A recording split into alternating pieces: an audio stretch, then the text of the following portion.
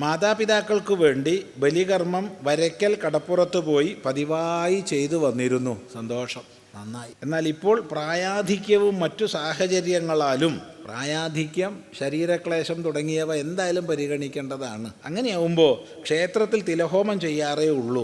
അത് മതിയാകുമോ? നിങ്ങൾ എന്ത് വേണമെങ്കിൽ ചെയ്തോളൂ, എന്ത് വേണമെങ്കിൽ ചെയ്യാതിരുന്നോളൂ. പക്ഷേ മനസ്സിൽ ശ്രദ്ധാന്വിതമായ ഭക്തിപൂർവമായ ഒരു ചിന്ത അമ്മയെപ്പറ്റി, അച്ഛനെപ്പറ്റി സൂക്ഷിക്കുക. ശ്രാദ്ധം എന്ന് പറഞ്ഞാൽ ശ്രദ്ധാന്വിതം കർമ്മ, ശ്രദ്ധായുക്തമായ കർമ്മമാണ്.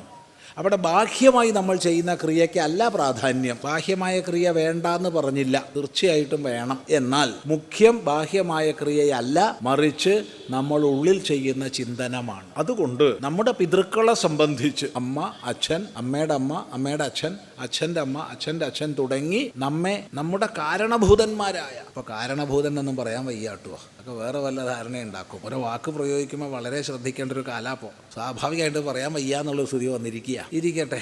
അപ്പം നമ്മുടെ കാരണഭൂതന്മാരായ പൂർവികരെ ശ്രദ്ധയോടുകൂടി ഓർമ്മിക്കുക. ഒരു കൃതജ്ഞതാ നിർഭരമായ മനസ്സുണ്ടാവുക. അവരുണ്ടായതുകൊണ്ട്, അവരുടെ അനുഗ്രഹം ഉണ്ടായതുകൊണ്ടാണ് ഇതാ ഞാനിപ്പോൾ ഉള്ളത് എന്നൊരു ഓർമ്മ ഉണ്ടാവുക.